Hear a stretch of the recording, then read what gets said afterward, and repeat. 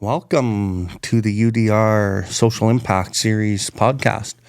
I'm your host, Bill Ward, and in the Social Impact Series, we talk about this series anyway. We're talking about Indigenous influencers who are dedicating their lives to help various causes within Indigenous people's lives, communities, individuals, or on a grander scale. Government policies, that type of thing. And today we have a real special guest, a lady that I've been following for many years on LinkedIn, Facebook friends now for probably a couple years. We know a lot of people in the same circles, and I just have a ton of respect for this woman. And I'm really happy that she said yes to being interviewed on the podcast that she thought was only audio, and here we are on video. Hi, Deb. Hello. For our listeners, what's your full name? Yeah, so my name is Gagiga Manitoganisque. It is Cree for Forever Spirit Woman. Mm-hmm. I've also been gifted a Blackfoot name, Natuwaki, which is Holy Spirit Woman. So you can see that I'm driven by spirit. My colonial name is Debra Green, and my blood name, as I like to say, I'm related to the Pipots and the Gophers. Oh, that's why you're Gopher on Facebook. Yeah. I always wondered that. And I was like, does she just like gophers? Yeah. No, that's where my mushum and my cookum are from, the Gopher family. Mm-hmm. Yeah, Saskatchewan. Awesome. Well, thanks for coming on, Deb. I really appreciate it, and I appreciate you. I'm wondering if you can tell the people, what are your main focuses for advocacy right now? And then I'd like to go back into your life and kind of walk through your life a little bit and kind of see how things came to be where you are now. Sure. What are some of the main focuses where you like to spend your time now? So definitely culture. So I've been gifted a lot of teachings. So seasonal medicine picking is upon us now, so that'll keep me busy all summer.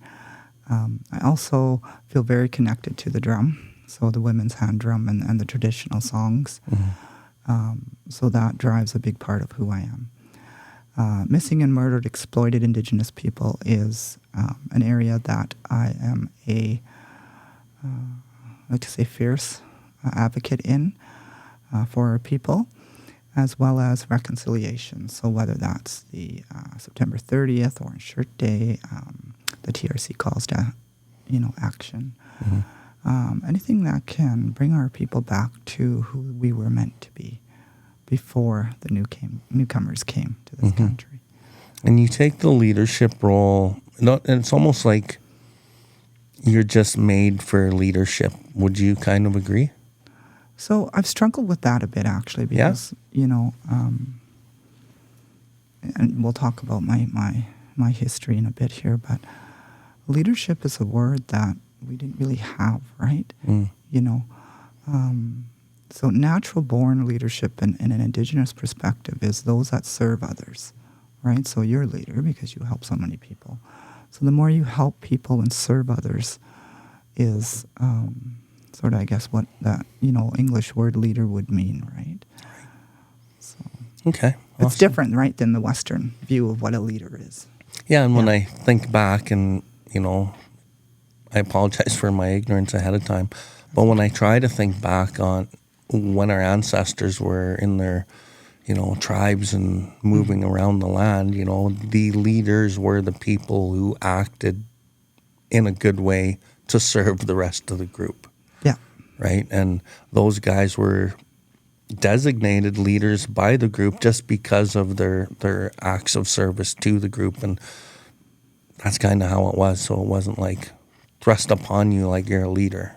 Yeah, well, we know the chief of council's a government-imposed structure, right, of governance. Traditionally, everybody had a role in our communities, mm-hmm. whether you were a hunter, whether you, cooked the food, whether you harvested the medicines or the berries. The whole tribe raised the children, the women, mm-hmm. right? And, the men protected the women, hunted, gathered, the women counseled the men, right? And, so our roles were sort of predetermined. We knew what our roles were in the community, and it all came together cohesively for the tribe, right? To exist in a good way. And genuine humility was in that way of being.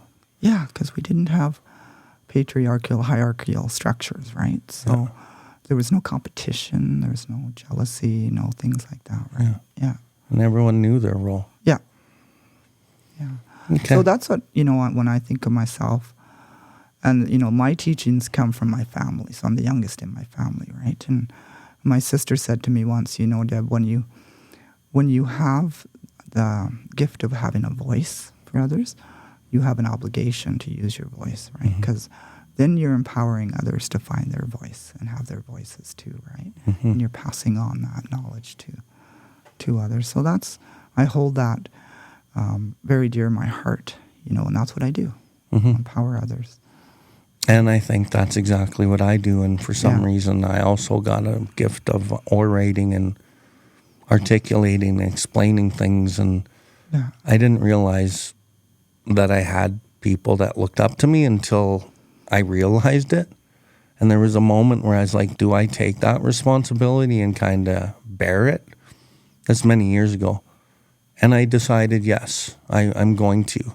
And no matter what slings and arrows and people would say, because when you put yourself into those positions, you're destined to have naysayers and people saying, negative things about you, right? Yeah. But I did it, and now I try to get people, I'm like, we get so far, and I'm like, you make the decision now. Are you going to take that responsibility and go help, or are you going to keep that to yourself? And I honestly believe that your purpose and your authenticity and the world needs that step into the unknown where you burden that.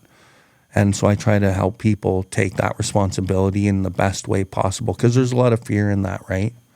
Did you ever go through that? So I would say that, again, everything I do is for our young people. Because I don't want them, based on my experiences, to go through what we had to go through in our generation, right? So, and it's, everything in the Indigenous space is for the younger generation, 7 generations and all of that, right? But yeah, it's not an easy road. We do face negativity.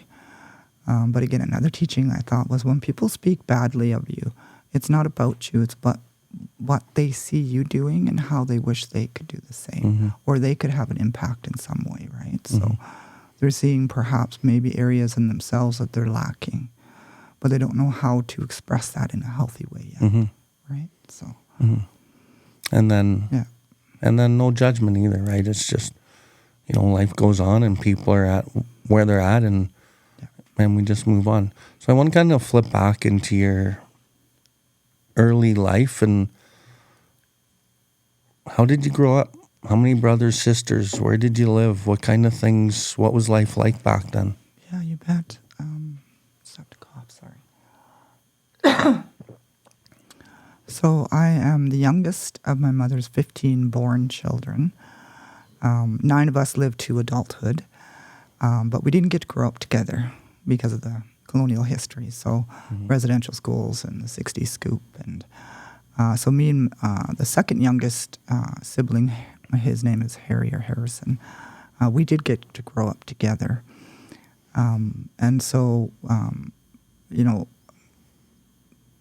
when it came to that time, my mother had me when she was 42. So, a little older in life. And she was working on a farm in Saskatchewan, and all of my other siblings, before I was born, all my other siblings were staying with our kokum on the reserve while she went away to this farm all week to make money to feed everybody back on the reserve.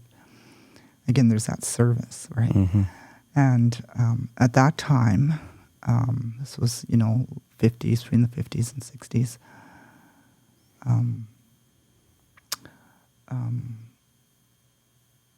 that's when, it really started to be known about the 60s scoop, right? So, the child welfare system at the time and the RCMP came to my kokum's house and said they were going to take my siblings to go see my mother on the farm. And they missed her because they didn't see her all week, right? So they gleefully and willingly went into the van, and they were just gone. No way. Where was this? So this is in Pie Potts Reserve, Okay. Saskatchewan. And so my oldest sibling, the oldest from my mom, there's firstborn, who is an elder, well-respected elder now in Saskatchewan. She was there at the time, and she was, I think, 15 or 16. They didn't take her because she was older. They took all the other siblings. So she remembers that trauma, right? Mm-hmm. And then my father, who was working with her at that farm, my mother, who was my mother at the farm, tried to go to court because they said she was an unfit mother because she wasn't married, right? So the father of those children, we have different fathers, was in jail at the time. And so any little reason, like she's just not fit, she's not home, she's not married, you know. So my father, who my mother was with at the time, tried to fight the child welfare system and the court system to formally adopt all the children so we could all stay together. And he couldn't, so they wouldn't allow that. Mm. So through my mother's heartbreak, she decided that she was going to take me and my brother and just run. So I grew up living all across Canada in different provinces and cities until I was about 12 years old. And we would move every 6 months to a year. And we're not just saying from the south end to the north end of a city. We're talking provinces sometimes across the country. And so to me, that was normal. But I thought, my parents just had a gypsy. Mm-hmm. We just had a wandering spirit. And it wasn't until we came back to Saskatchewan when my mother felt then it was safe to come back, right? And meet all my siblings that we realized why she did that, right? To keep us out of the systems. Was she worried only about keeping you out of the systems, or was she also worried about getting in trouble for running with the kids? Yes, probably part of that too, because then you could go to jail if you didn't let Right. your children be taken, right? So then every 6 months or so, you guys would hit the road, and when people would get to know you, is that when she said, well, we got to go?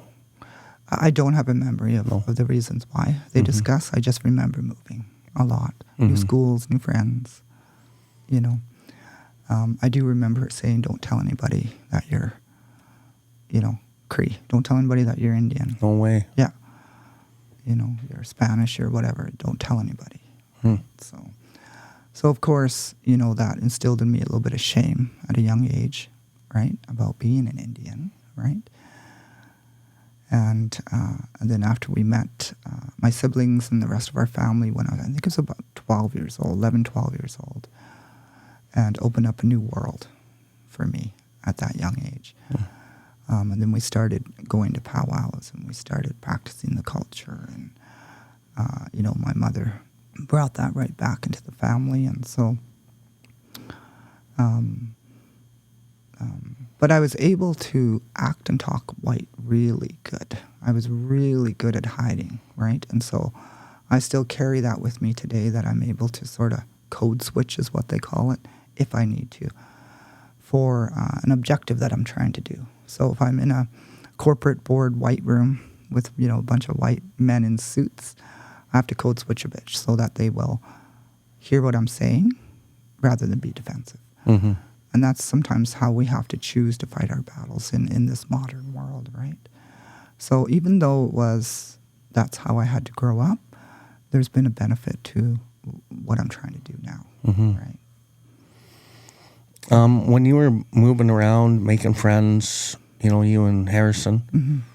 and you had to leave these friends, like, because we're humans and we don't develop bonds of the heart, and what was it like having to leave these friends that you would make all the time?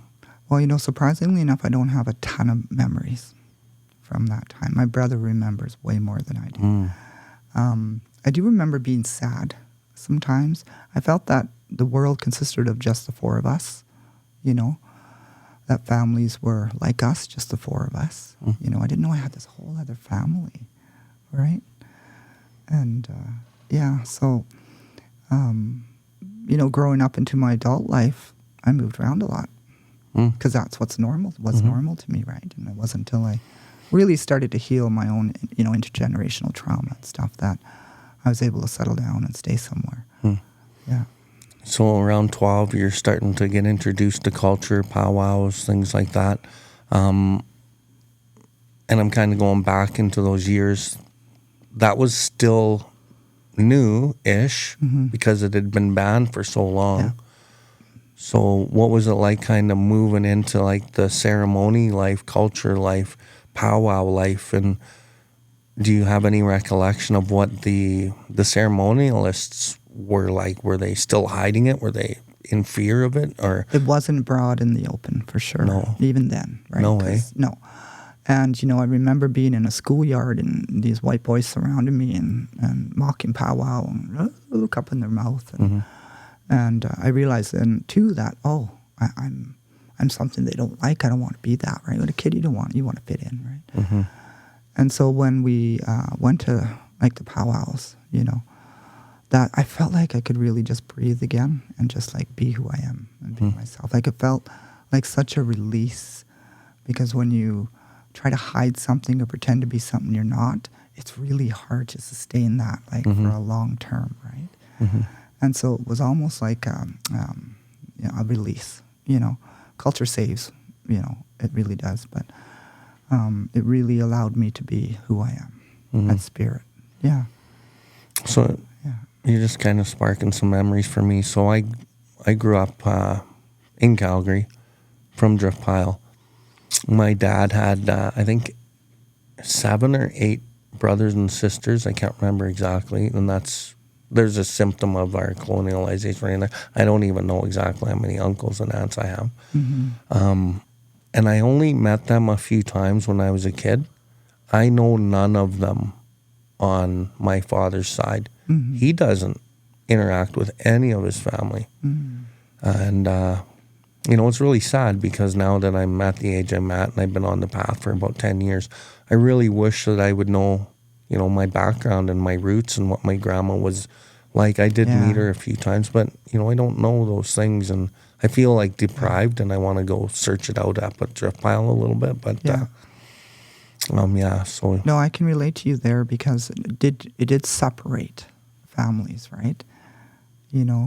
Colonization separated us from who we are, from our culture, from our home communities, our families, because I didn't get to grow up on reserve either, right? So I'm not as connected and close to my family as I probably could have been, because I didn't get with them either. And so, having to go back to pie pots for, rain dance, and my oldest sister, who was her entire life connected to everything, right, is able to introduce us. This is your aunt, this is your, but they're a stranger. Like, you don't know them in your life, right? But they look at you like, he's come home or she's come home now, right? For whatever reason, they don't care why you were gone, how long you were gone, but you've come home, right? So that instant love and connection is there. Like, it's indescribable. So I would encourage you to just go home and see who you can talk to. Yeah. That was my plan to do some of that this summer. And the other thing that rang a bell for me was, like we talked in the green room here before the podcast, and I never knew an Indigenous person till I was 42, 43 years old. I spent most of my life not wanting to be Indigenous, and, because of, in your story, it was the group of white boys, making fun of you, and mine was a little different, but it's very similar. And I ran from that. Yeah. But you can't run from it, right? And eventually it caught up to me through addictions and all these kind of things. And thank God and this is going to sound stupid, but thank God I burned my life down in a way so I could actually find out who I was and find the path of truth of my Indigenous side, because it's been a game changer, right? Yeah. So as you were now introduced to culture, family, and things changed a lot, you got comfortable a little bit in Piapod, and kind of, what did your teenage years look like?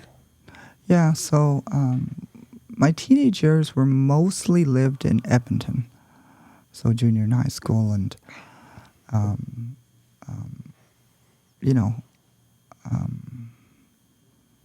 still trying to discover my balance, I would say, is how I'd put it. because I was still living in the cities, in the white world, knowing I had this Indian background, right? I can use the word Indian. Others can't, by the way. But so, my parents were always very protective of us. And I think that just came from their fears, right? Mm-hmm. And, I didn't realize till older in life that they did that to protect us, right? It was all under love and protection. So my teenage years, I was very sheltered. I wasn't allowed much of a teenage life. My brother would go AWOL and run off, and I was always the good girl that stayed home. But I started doing drugs at home, right? I started in pot and acid, and I didn't have exposure to the drugs we see now that exist out there, but who knows, right? And I did that so that I could, at the time I thought, this is my fun, because I'm not allowed to go to parties, or I'm not allowed to, be out past 11 o'clock, or, So I found ways, right, and hid that from my parents, right, in high school. Almost didn't graduate, and then I did graduate high school, and then we moved back to Saskatchewan from Edmonton once I graduated high school. And I was there, I think, 2 years, and I said, "Oh, getting out of this city, real cowboy Indian town divided by a bridge, right?" And what was that, Regina? Regina, Saskatchewan, yeah. And so I really during that time there, got to know my sisters really well, which I'm always grateful for, and the struggles at the time, because there was a lot of anger within our family, between my siblings and my mother, and, they were learning. They didn't understand at the time why they were taken or why the mother didn't come back, all of that intergenerational trauma. And so I just wanted to get the hell out of Dodge, right? And so I had a job opportunity for an insurance company here in Calgary, and I just put up my hand and came. And I never left. So I did set roots down here in Calgary. And Did you get a degree prior to you coming out to Calgary? What's that? Did you get a degree or anything in Regina? No. Yeah, so finished high school, Regina. Yeah, finished high school. I worked a little bit in an office job for a bit, and then I got on with an insurance company in Regina, and then I moved to Calgary. I don't have formal education. Well, I shouldn't say I don't. I took multimedia design diploma course for 2 years. I am creative, so I write poems, I draw, I have a creative mind, like an outside the box mind thinking. And I ended up, my career has totally been laid out to me by Creator. So I didn't, plan, okay, I'm going to go to school for this, I'm going to take this, and I'm going to, none of that I wasn't raised in that. I wasn't raised to think about money. I wasn't raised to think about careers or futures. It's always just survive in the moment, right? This year. So, I came out of my college with this diploma, and I wanted to do photography, print design, and advertising. And I met this Métis lady that was at an Aboriginal job finding club. She was an executive director, and she was just starting her business that was going to focus on an Indigenous employment agency. And so I said, sure, I'll come. I'll do your logo and your business cards and help you with your launch. And I stayed with her for 9 years in her business. And that's sort of what launched me into a career in HR initially, and helping Indigenous people face the barriers they face for equitable chances in having sustainable careers, right, and whatever they choose to do. And then it just kept going from there. The opportunities would come based on that. And to where now I've got, I think, 20, 25 years in that space professionally. And really, the goal of making it easier for, our children. I don't want them to ever be told that, you're not reliable and you drink, so we can't really hire you. You talk about back when racism was allowed, right? And it's not so much allowed now, although, we still have it, of course, but I don't want our children and our grandchildren to face that. I want them to walk straight and proud Indigenous people. They don't have to hide or worry anymore. Right? Yeah. So for those 9 years you were with this lady learning what you learned, how did it, you're in a print shop, you're doing logo design, graphic design, stuff like that, right? No, it was in her office. It was like a one-room office, and the phone was like a fax machine, the kind that had like the rolly thing. Yeah, so it was really, truly 100% from the startup, and then her business grew. How did you get into the Indigenous components through that line of work? Yeah, so just working with her. So she had at the time, I think, 10 or 12 years in Indigenous employment herself. So she was mentoring me and meeting Indigenous people that were looking for work. And just me and her, she's a new business, and saying, can you help me? Can you answer the phone? Can you do this intake? So it just kind of naturally happened, right? And then I found that I was really good at talking to people and finding out what they were good at and what maybe they wanted to do for a job or a career. And I just ended up staying because I loved it. Was this kind of new back then? Yeah, she was the first Indigenous owned and operated employment agency in the city. Holy. Yeah. And so I think they just celebrated their 30-year anniversary now. Wow. Yeah. Excuse me. Yeah. I guess my editor's going to have to do a cut. Yeah, it's interesting. Just kind of listening to you, and to you it's just your life, and to me I'm thinking, well, they didn't have that back then. They didn't have like Indigenous standards or people helping Indigenous people getting employment back then, and you're showing me that they did, but she was the first one to do that, right? Yeah. And was her motivation to do that because she wanted to serve? Yeah, she did. And through her prior experience working for a government-funded Aboriginal Employment Career Centre at the time, she's seen where the gaps and barriers were, right? And so she wanted to be have her own business that would be able to fill the gaps and tailor and, all of that kind of thing. And I've seen a lot of that in the last like 10, 15 years. But to me, my perception of it is businesses do that only to have to look good. some do. Have a token in Native Indian within the system, and their motivations aren't to serve and to really help. It's just that's the thing to do, right? In that aspect, have you seen any of that? For sure, 100%. That still exists. I'd say it's way less than it was when I first started doing it, because there's accountability now, right? Not only from the companies and the boards of those companies, but from the Indigenous people working in. People like me who say, no, you can't do that. No, you should do it this way. Or stop talking about it. And if you're putting a picture out or a publicity statement, what are you doing to back that up, right? So accountability is key to break that perception, because it was that way for a while, Like, we're not racist. Look at all our Indigenous people. Right, and have those right. poster people, right? And that kind of thing, because they wanted to drill on their land, or they wanted to do this project on their reserve, right? Or and then back then there was no environmental accountabilities either, right? Like you see today. I'd say it has definitely changed because I work inside that world. I see it. I think there's opportunity for people to be less fearful, to say what they're doing honestly, and say what they're not doing that they need to improve on, right? And yeah. And part of the accountability, I think, and I'm not in that world fully, but a lot of people, and I'll say white people or non-Indigenous people, they've really come to terms with understanding way more about what actually happened than they ever have. And so their compassion and their truth of being like, no, that was wrong. And so a lot of non-Indigenous people are helping hold these corporations accountable as well, right?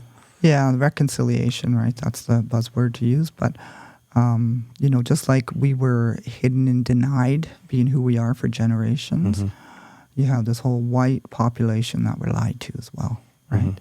They were told the stereotypes. They weren't taught the truth in their education. If I asked you how many land acknowledgements you heard in elementary school, how many would you say you heard? 0. Yeah, but if we ask our children, or even our younger children, do you hear land acknowledgements? They do. So that's progress. Like, we always got to have faith. We always got to have hope that we'll get there one day, right? That sort of utopia that said, we're going to sign these treaties so we can live in peace and friendship together, right? That was the original intent as Indigenous people understood it, right? So I think we have made progress, which gives me hope to continue, right? And we just need, like, strong people, people that have been gifted with the voice to challenge those status quos, right? I'll give you an example. So in my current role, I've developed an Indigenous workforce development strategy. And one of the focuses within that is we need Indigenous leadership in that company, right? A lot of companies struggle with that. But really, I don't want to fit into your Western, right, model of what a leader is. I want you to acknowledge what my meaning is as an Indigenous leader and accommodate me in the workplace. So challenging those status quos, right? It's not enough to hire X number of people and say you have this percentage of workforce representation, right? It's how are you measuring how you're treating those people? Are they staying? Do they feel inclusive? Do they really feel like they can just be themselves in that workplace, right?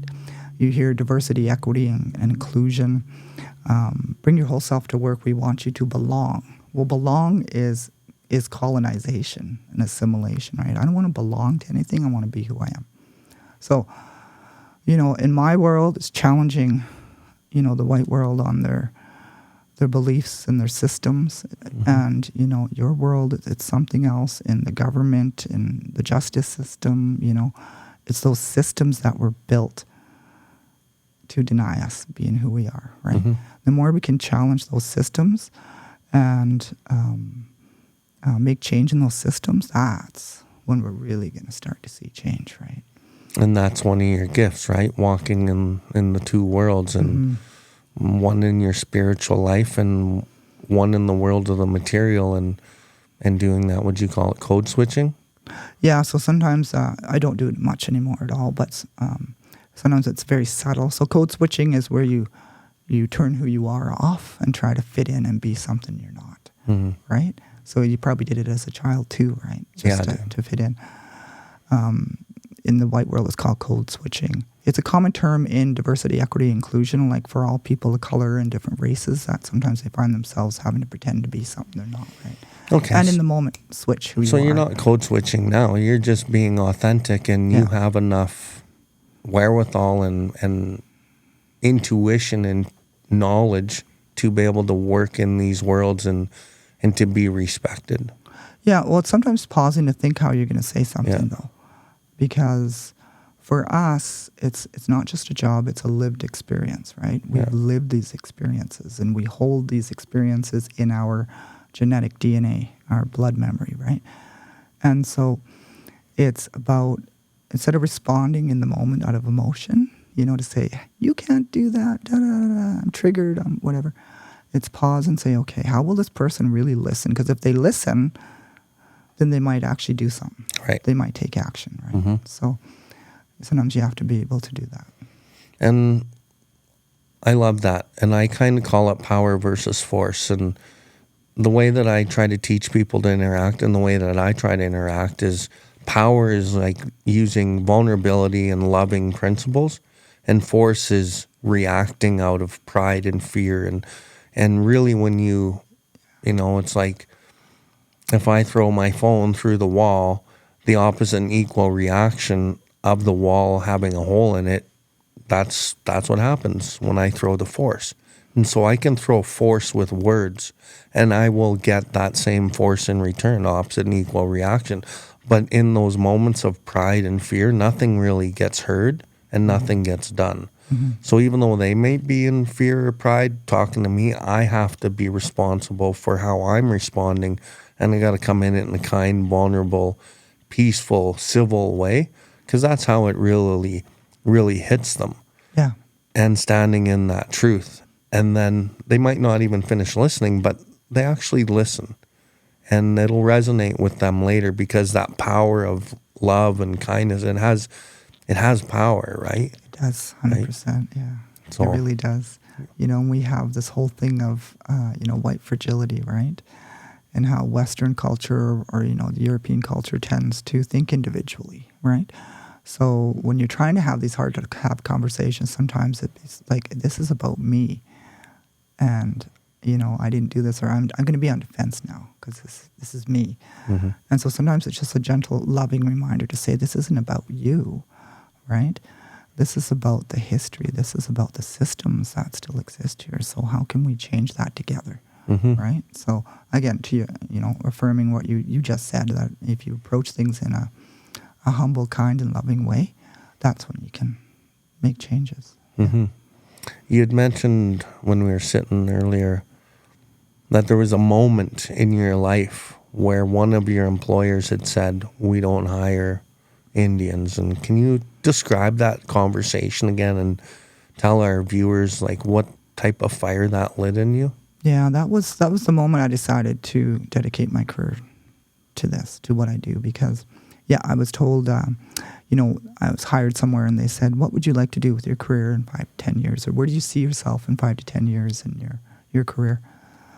And I said, well, I'd really love to help you guys hire more people that look like me here. I'd love to focus on Indigenous. Let's hire some Indigenous people in this company, right? And that's when I was told, we probably won't because they tend to drink a lot and they're not really reliable. So I said to my face, right? And so it was at that point that I decided that I was going to change that stereotype, and not have that accepted, and also not allow people to so freely and blatantly speak like that to an Indigenous person to their face. Mm-hmm. Right?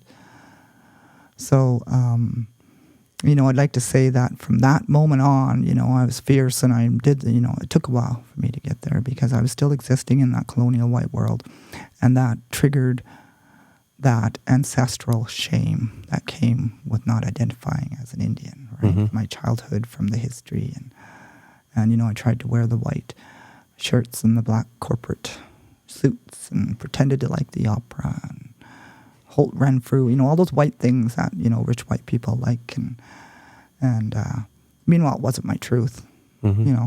So I could only pretend for so long until finally the gig is up, right? And I'm like, okay, I'm not really this person. This is the real me, and this is my truth. And you're either going to love me or you're not. But I'm here to make change, and if you want to get rid of me, fine. I'll go find somewhere else that'll let me make change. But no one's going to tell me no from now on, right? So, and so that's how it progressed. So you didn't have any,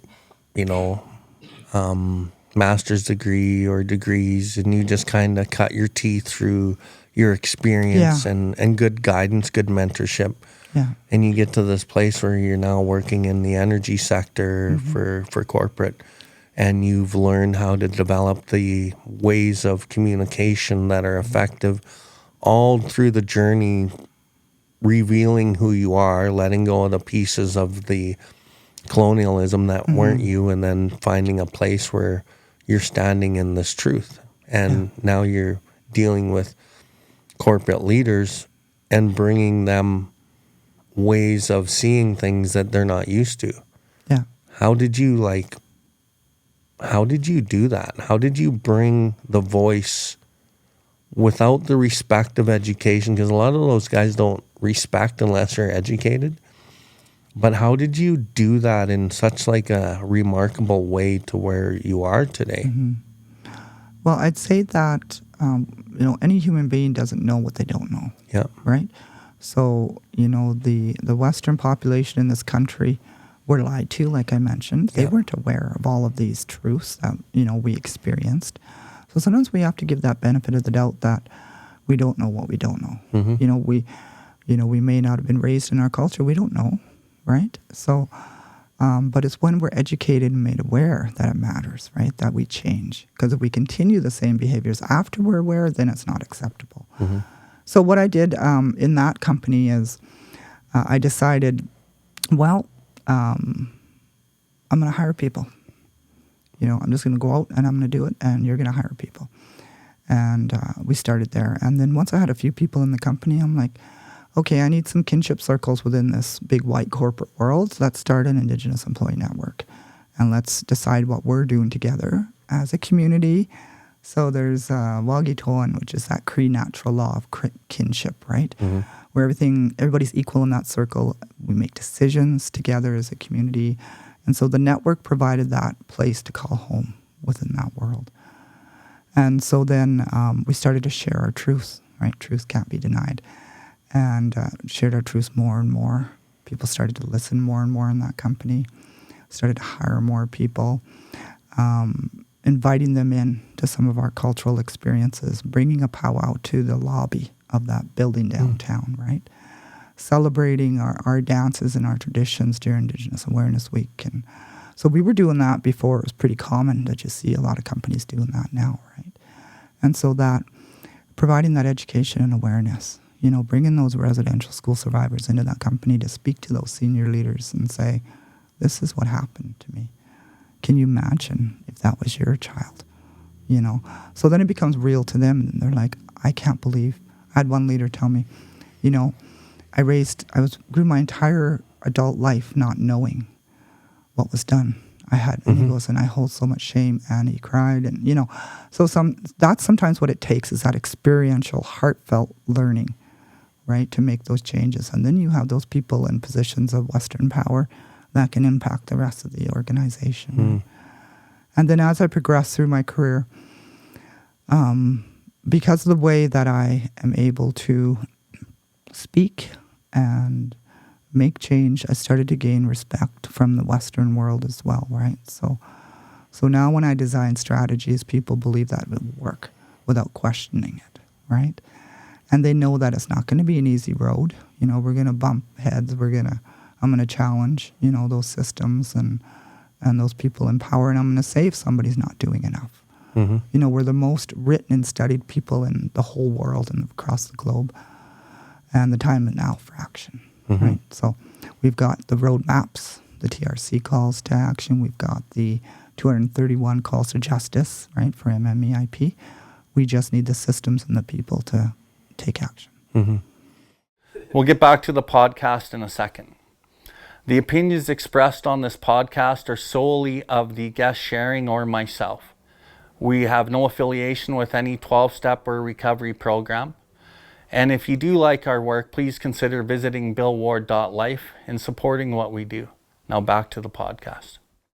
So what I was hearing was, you don't know what you don't know. And many of the people, including myself as an Indigenous people, I didn't know. And so you expose them to the truth, and whatever maybe pride or fear or ignorance that they may have had, they are now pierced with love and truth and compassion, and it changes them. And then they're more open, and then they're more willing to hear more and learn more, and you've cracked their mind open, you've cracked their heart open. And then it carries on, and here we are. That's amazing. And again, it kind of goes back to that, power versus force. The force of maybe policies and how we are and how we think. It's all based in an ideology. But once you hit them with the love and the truth and the compassion, then it kind of disintegrates those walls of pride, right? You brought back an experience for me when I was working up north for one of the big corporations in Calgary who hired me just because I was brown. I had been working on a First Nations for a few months building a fire hall up there. And because I had a great background in civil construction, although I didn't call it civil construction because that wasn't who I was, but that's what I was doing. I built this fire hall. I got to meet all these people. And one of my helpers was a 25-year-old Indigenous man. He was from the nation. He had drug and alcohol issues, but he was the most beautiful human. And I would pick him up at his house every day. He had no car. His fridge was on his deck.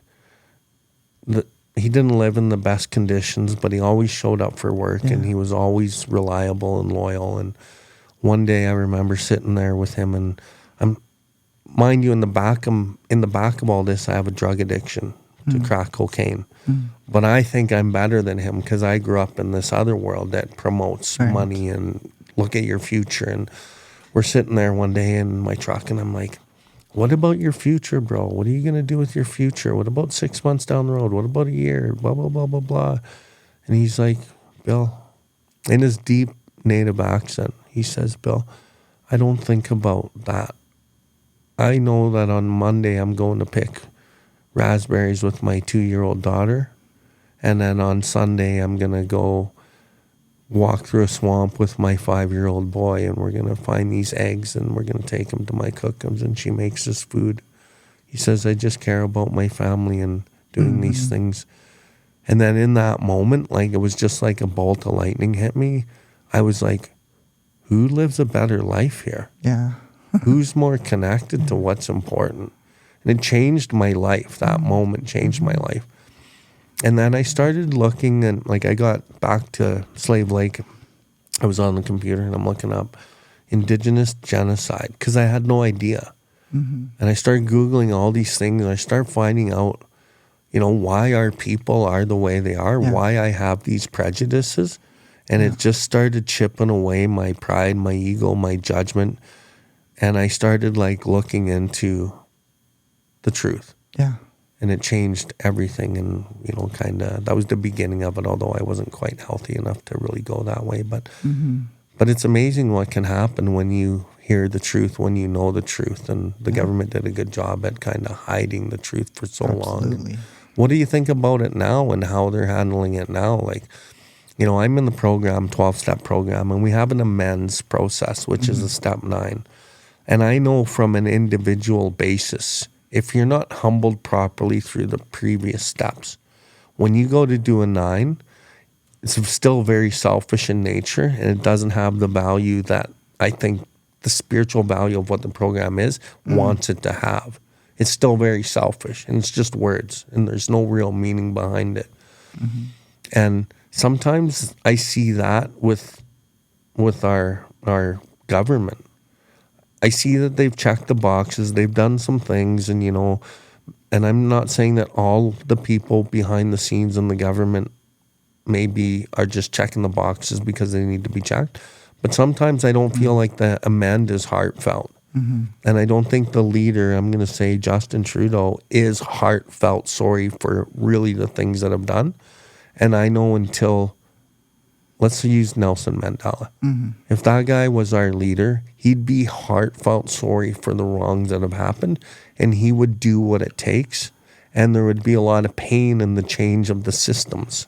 And we would probably go through a lot of pain as a country, growing through different, more loving and kind systems versus policies and procedures based in fear. So that's my take. Yeah. I don't think it's genuine in many aspects, but in the same breath, I do see progress as well. Where are you at with that? Yeah. So, I would say society around the world has been conditioned since time immemorial for people of color, whether you're Black, Indigenous, Asian. And so since time immemorial, the white race has been raised as superior, right? So we're talking about since creation that white people are superior, and that's been ingrained in societies. So we're fighting that. The next thing is the systems, like you're talking about, right? And around the world, and definitely in Canada, if we take every position, every person in power that is racist out of all of those systems, like just whatever, remove them. They're not there. You still have a system that was created in racism, 100%. right? And it exists.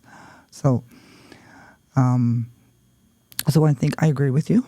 You know, we've come a ways for sure. Like, we've got all of these roadmaps, these reports. The government has you know, hired people to go across the country and listen to the truths, right, of all our residential school survivors, to listen to the MMEIP families and gather testimony. You know, the government has done that in this country, where we fought for that for years. And there's been key people that did. The Phil Fontaine is the one who made residential, the inquiry, the residential school agreement come into play, right, which launched the TRC calls to action. But so there's been key warriors, I call them, in our system, whether that's male or female, people that are willing to go to the front line, right, and carry that war bonnet and make those changes, right, in our systems, we're always going to be fighting that societal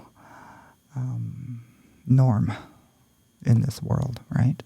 So until we can, generationally change that, where it's not the norm anymore, right? So where maybe our great-grandchildren can't believe that happened in Canada, right? Because that's not been their experience. They go to school with every race and color, and they say land acknowledgements everywhere, and they acknowledge, the Black history, where it's just that's their norm now, right? I think that's when we're going to start. So it might not happen in your and I's generation, but what we're doing is setting a legacy and a road to empowerment for others to follow, right? So we always got to have that, like we know, that long-term vision, that 7 generations, right? Yeah. And the governments and the systems are going to have to conform because it's just going to be too hard for them not to. Is my sort of vision and hope. Yeah. That's good. Yeah. And when I look at the systems that we have in place, again, I'm going to go back to power versus force. The systems are based in force. And they're actually creating a lot of sickness in our society, I believe. And I see a lot of things getting worse, not better. And because I'm in the recovery business, I guess, or I'm in recovery, I see people getting sicker and more need for help. And I work in Indigenous communities, helping our people. I travel around every week to different First Nations, and I do what I do there. And they're all struggling, and it's getting worse. And their only hope is to go back into the system and try to find their way through the system, go get a job, go to social services, go here, go there. But as we look at the wheel that's spitting out people who aren't well, it's getting worse. It's almost like various systems need to be like totally dismantled or changed somehow. And of course, it's not going to happen overnight. Yeah. It's going to happen over hundreds of years of us being long gone. But, I'll use an example like the government. We just gave money for 1,000 new beds for recovery. I'm like, okay, great. You threw another $1 billion at more beds, but we need like 5 times that right now. And in 5 years, it's going to be 5 times that. Yeah. We got to look at like why the people are getting sick to begin with. To me, it has to do with all of these systems. And, and the only thing I can do is I can just help one person at a time, one community, one family. And that's why my company motto is one person, one family, one community at a time. That's how it has to be. A person can help the family. You got well, your family's gotten well, and now you're helping community. I got well, my family's getting well, and maybe we can all be parts of helping that community. And that's really all we can really do, right? Yeah, I think, you're right. So because of that history of colonization and how it's impacted our people and the segregation of our people to communities or reserves, and, can't farm, can't eat, can't hunt, can't, here's some bread and here's some flour and lard, make do, and then, then they introduced that firewater, right, to control in the trade. And so, you take an oppressed group of people that are segregated to a place that they're not allowed. They have to have a piece of paper to even leave that community, right? That's where that roots from, right? And then you have all the trauma and the pain that goes in that for generations, right?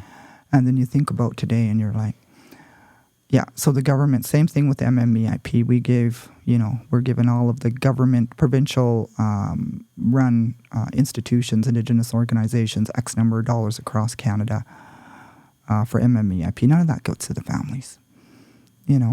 Same, I'm sure, with addiction. So what we need to do is partner with these big corporations and go outside of those systems and say, if you're really committed to reconciliation, build an addiction center and fully fund it in this community and base it on 100% cultural healing, not your white way of healing. Base it on, your model of uncover, discover, and recover, right? Put your money where your mouth is. So if you want to take that TRC call to action, don't just rely on the government. Government never gave anybody enough money to do anything, right? Especially Indigenous people. But, as a country, I think people in positions of power, like the leaders in those corporations that are making trillions of dollars. Mm-hmm. What's $5 billion per community? Why Right. do we still not have running water? Right. Like companies could be, so there's so much action that could be taken, right? Let's get at the root of why. Mm-hmm. We need healthy communities for anything so that they can survive, they can do what they want to do, whether they want to have a job or whether they want to be a singer or they want to beat their addiction. We got to focus on the root, right? So, and think outside the box. Mm-hmm. It's funny you say that. Years ago, I had this vision, and things in their time, right? Things happen when the timing's right, and when the universe also says, okay, this is when this needs to happen. Years ago, I had this vision, and recently I was at Sundance. Last weekend, I was at Sundance helping out in Invermere, and I met this young, well, not young, he's an East Indian guy, but he's young to the culture, but he's about my age. I'm 52. And he was a helper. He was doing some of the smudging and stuff. And we got to talking. And this guy's like got his master's. He's got a bunch of degrees. He's an expert in oil and gas and environmental impact and all of these things. Eh? Oh, yeah. He works for one of the big institutions, educational institutions in Calgary. And just an amazing history of education this guy has. But he doesn't want to do it anymore. And there's all these little reasons why he's kind of even out in the culture there. But we were talking, and I'm like, what if me and you could team up and build something like this? And what I said, my vision was, instead of like the oil companies or the forest companies or these companies just giving our people like $50 million and plowing a line through the land and then leaving, and then we kill ourselves with that money, why can't they do a long-term investment of that $50 or $100 million, build some infrastructure, educate our people, send them to college with that money, to universities, bring them back, and let's build like treatment centers in our own hospitals and build from within on a long-term commitment investment with these companies, with the community. Instead of them saying, come in, see you later, we're gone, here's your money, right? Build, integrity within the community themselves and be part of the growth and not just, do this. Yeah. And so by you saying that, like I've been on that page for a long time. Yeah. Yeah. The vision is not to what's in it for me. Right? It's, if you're really truthfully wanting to help or be or participate in reconciliation, then there shouldn't be anything in for you. Mm-hmm. Right? You're doing it to be a servant. So the companies can be servants too, right? Mm-hmm. And you're right. It's because we think about, some companies and remote communities that go in for a project and they build these camps. And they bring in people that are not from those areas in those camps. Mm-hmm. And that's when we see increased women going missing, being murdered, exploited, drug trafficking, human trafficking, everything you can think of, right? So how are you going to prevent that, right? And, it should be zero policy, zero accountability, zero tolerance, right? So they need to be stronger in their accountability. They need to, we're going to build a daycare in the community because we know there's a barrier for, say, women who have a lot of children that can't work because they don't have childcare in the community. So we'll build the daycare because that helps us for what's in it for me. Right. But, what's in it for you if you build, say, a treatment center, 100% nation-owned, culturally appropriate, healing center, addiction center. You don't probably see in your short vision, a Western vision of 10 years, 20 years, that there's something in it for you. But I tell you, 50, 60 years down the road, you're going to have a very vibrant, healthy community that you can really partner with, right? Exactly. So it's again, thinking that long-term vision, which is what we do naturally as people. Mm-hmm. The Western society needs to catch up. Mm-hmm. Yeah. And when I go into these communities, I know a lot of communities hire people for like short-term, like 5-day workshop, 2-day workshop. I proposed a minimum 1 year type thing. Took me a year to get the first one landed. But now I have multiple communities saying, hey, can you do that with us? Yeah. And it's like a 1 year. I got to build relationships. I got to build trust. I got to plant seeds. We got to water the seeds. And, Yeah. you know, and that's kind of what you're saying in these other ways, long term. Yeah. Let's build trust. Let's show the people that we're going to be there. Let's be there on the holidays. And, you know, that's what's working for me. I'm there on the holiday Monday. Oh, Yeah. you're working? I'm like, yeah, man. I said I'd be here. Yeah. Oh, awesome. Thanks, man. And like show people, right? A couple other things I want to touch base on before we wind down. I know you're really passionate about the MMEIW. IP. Yeah. Can you tell people what that means, how you became part of that acronym, and why it's so important to you? Yeah, absolutely. So my family has been strong advocates in this space for quite a while. My sister, Teresa Ewanen, we called her Lainey, is on the list. She was murdered by a Starlight Tour here in Calgary, outside the city. And a Starlight Tour, I don't know if all your viewers may know, but it's a practice where policing services will take Indigenous people outside the city in the cold of winter and just drop them off, expect them to walk back, but knowing that they're probably not going to survive, right? So that's how my sister was taken. And so my older sisters have been fierce advocates. You know, I always acknowledge them whenever I'm doing work in this space or doing presentations or conferences. My one sister, she was named Janet by my mother, and through her adoption, she was renamed to Mona. But she's lived in Vancouver for a very long time, and in the early 90s, her and a couple of friends stood on downtown East Hastings side with signs saying, "Have you seen her?" Because there were so many Indigenous women going missing off the downtown East side, and they knew somebody was targeting their sisters. And so, you know, they stood on that corner, they went to the police, you know, they went to the government, they said, please, please, please do something. Nobody listened, of course, back then. And then it was 35 years later that Robert Pickton was charged, right, and targeting the women on the downtown East side. So had they listened to my sister back then, hundreds of lives could have been saved, right? My sister since then wrote policies for government and for Vancouver Police Department, and she managed the Aboriginal Front Door, which was a service agency on the downtown East side for the people there. And my sister Danielle, she was named Darlene by my mother, renamed Danielle. She for decades also at the national level fought the commissioners, the National Inquiry Commissioners, and stood on the front lines at OCA and to drive change for the awareness and educate. This is happening. We are being targeted. We're already, you know, marginalized from the history of this country. Predators know that if they target us, they're probably not going to get caught. If they get caught, they're going to get off, or they're going to get very light sentences. So we are being preyed upon in our own country, on our lands, right? And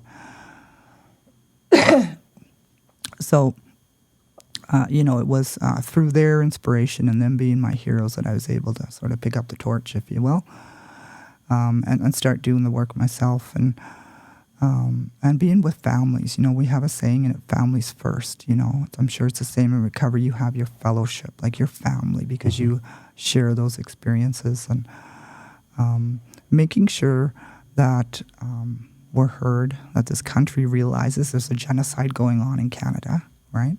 And that we need to change something. We need to do something, because we can't continue to be murdered, right, and go missing and targeted by these predators, right? And then I also acknowledge Stephanie Harp out of Edmonton. She also has been a long-term hero of mine in this space.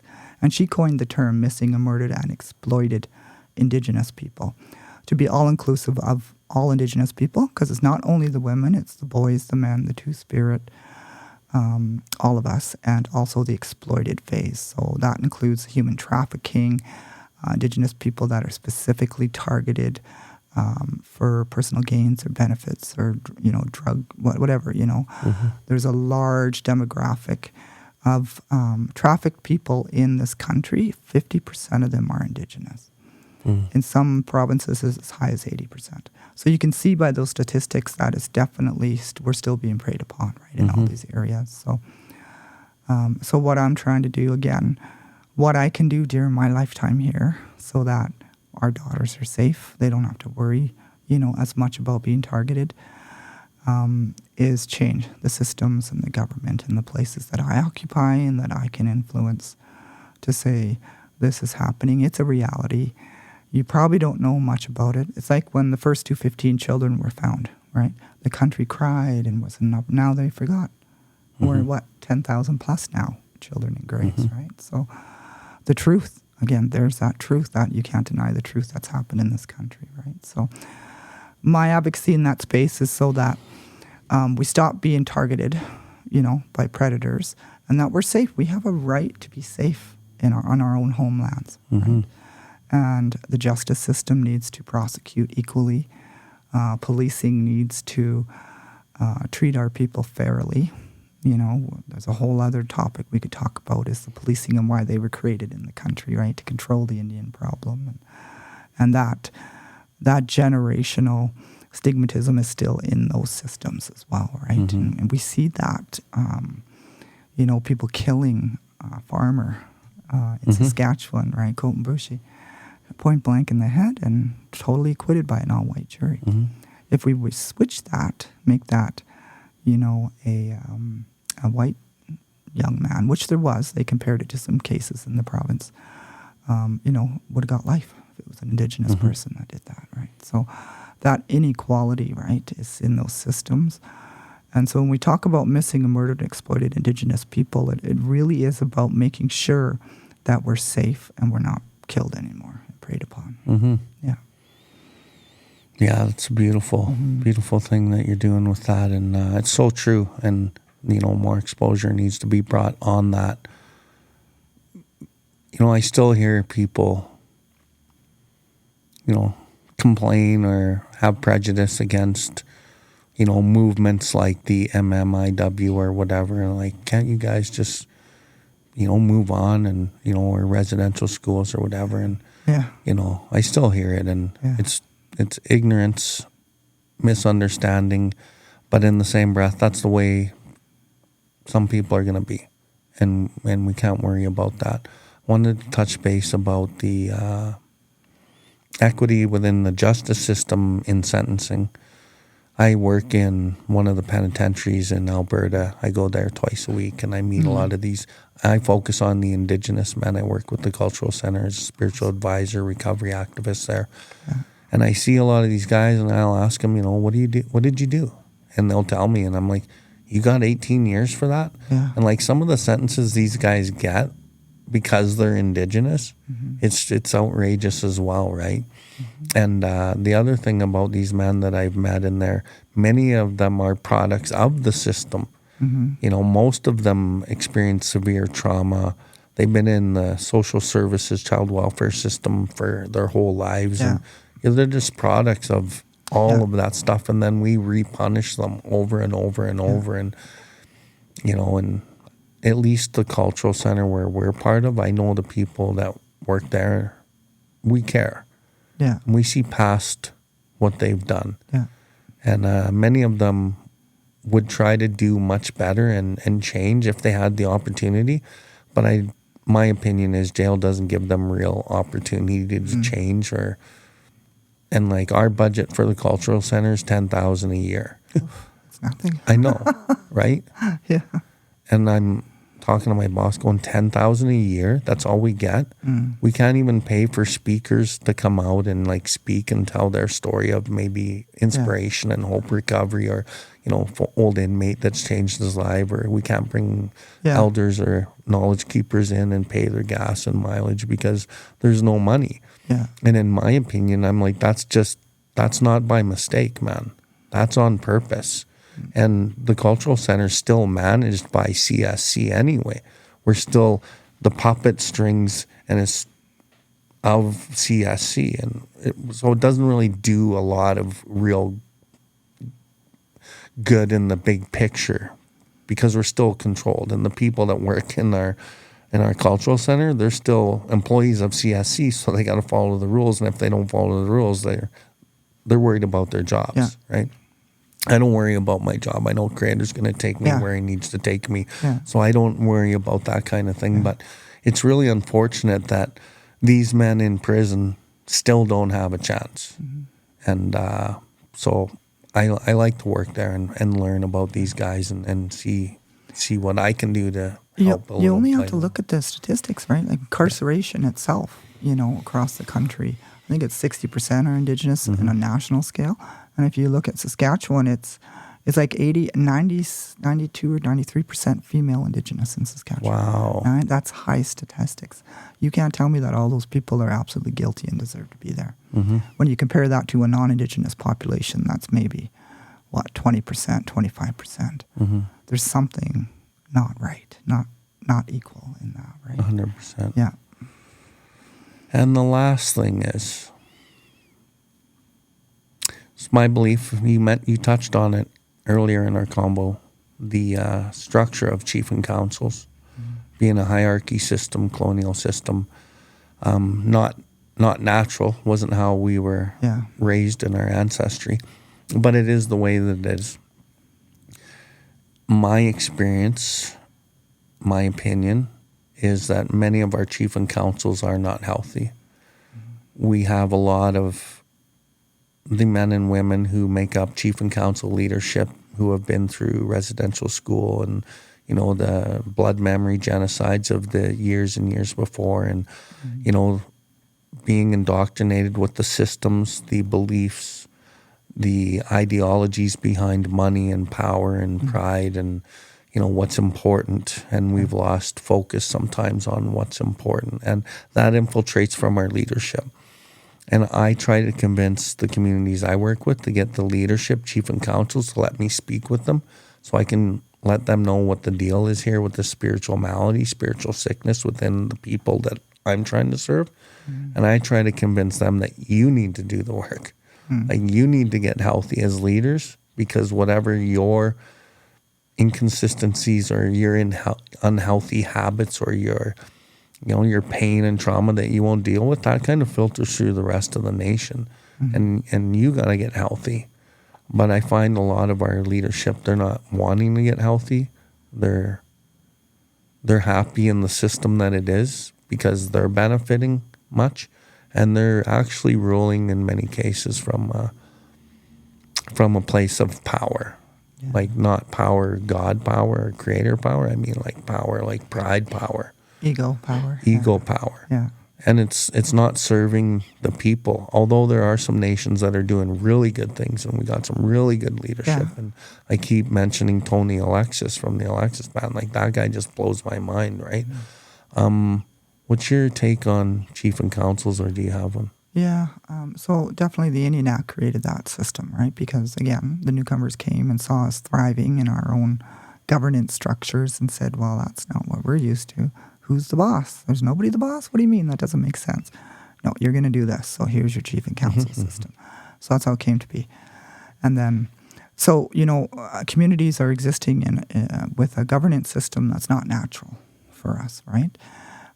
But again, through the trauma and the intergenerational trauma that's happened, we become accustomed to it, right? So there is definitely a lot of nepotism. There's a lot of unhealthy leaders in our communities that are leading the people, misusing funds, and then there's some that are thriving, creating their own nation-owned businesses, their own joint venture partnerships, and putting that money back into the community, which is what we're supposed to do. Right? So there's a lot of that. But, the best advice I ever heard in this space was keep the business away from the politics, right? So when you bring in that foreign governance structure, and then you have families that vote for chief and council based on who's their family member instead of what is their capacity to actually help our people, right? That continues, and so that's sort of the politics. And so you need thriving business. You need thriving healing systems that are separate from all of that. Like, how can you separate that? And there's a couple communities in the country that are successfully doing that, and they're thriving. Even though they have to have this chief and council system by the government. We're talking more like some treaty communities, or even a few unceded territories, right? But we're gonna have to change that, I think, eventually. Who knows when that'll come? Maybe it'll come when we reach that state of living in peace and friendship. I don't know. But for now, what I think all communities will do now is listen to their elders, right? So the more we can talk and influence and seek that elders' guidance, they have power to influence even those foreign governance structures like chief and council, right? Mm-hmm. Yeah. Yeah, another long road, right? Yeah. But we can only do what we can do now. Yeah. But let's remember how far we've come. Yeah. Sometimes... We don't need a piece of paper to leave our community anymore. They're not taking our children. Well, they kind of are still through the child welfare system, but like they're not putting them in schools and not letting us see our kids. And, so to remain that faith, and that hope for our future, we have to look back to sometimes, okay, here's where we are. Let's keep going. That's so true. Yeah. We got to look at the progress we've made. Yeah. And I know in recovery, sometimes working with people, I'm like, dude, look where you were. Yeah. Don't be so hard on yourself. Let's pat ourselves on the back and let's keep moving. Yeah, there's a long way to go, but you've come a long way. Yeah. Right? And it's the same in this as well. Yeah. Yeah, I would say so. So your big part of your focus in your vision is the young people. Yeah. So if I was to give you an opportunity to speak into this camera and talk to whatever demographic you want to talk to, would it be the young people? Would it be the people struggling, trying to find a way out still of addictions or their own personal traumas or, or... I would say that whatever's been done in this country didn't work 100%. The intention to get rid of us as an Indian problem didn't work. We're still here. We're still thriving. And nobody has a right to tell us we can't be who we are anymore, And we're so resilient. We survived all of that. Right? Mm-hmm. We can heal, we can grow, we can be proud of who we are, And, as we look to the younger generation, as they get more distant from some of that trauma, I think their pride will continue to increase. Mm-hmm. And, I see a future just like beautiful, based on what our young people are going to do, right? And even us now, we can still learn so much from the young people, right? With their ideas, our elders too, but our young people, right? Mm-hmm. And not accepting that shame anymore as people. Mm-hmm. We don't accept that shame, and we heal those traumas, we're going to thrive even more. Yeah. Yeah, I think that was the message that I wanted you to give. That's amazing. Yeah. Well, Deb, I think we should wrap her up. Okay. We're about an hour and 17 here. But I just want to thank you for everything you do, for your own journey of resiliency and like open-mindedness and your own journey of healing, and now trying to ripple that into the world that we live in big ways, right? And whether it's little or small, or little or big, it doesn't matter. Mm-hmm. But you're doing it in a big way, and it's very important to the people that we're serving and the people we're not serving, right? The non-Indigenous people, it's important to them as well. Yeah, we have to walk that road together. Yeah. So, hi, thank you so much, Bill, and thank you so much for having me, and thank you for everything you do. Yeah. For healing our people, right? Yeah. That's a big piece that's needed in this journey. Mm-hmm. We need to bring our people back to who they are as strong culture people without crutches, right? Without those vices that we think we need to get through. 100%. Yeah. So, you do things that I can't do. So we all do things that, we have our strengths, right? It's our natural community again. Like, this is your role in our community, right? This is my role. And yeah, so I honor you for everything that you do too. Okay. Yeah. I would love to have you back again. There's a lot of things I'd like to talk to you about more and get to know you more. But for now, I thank you very much, and have an awesome rest of your day. You too. Okay. Okay. Bye.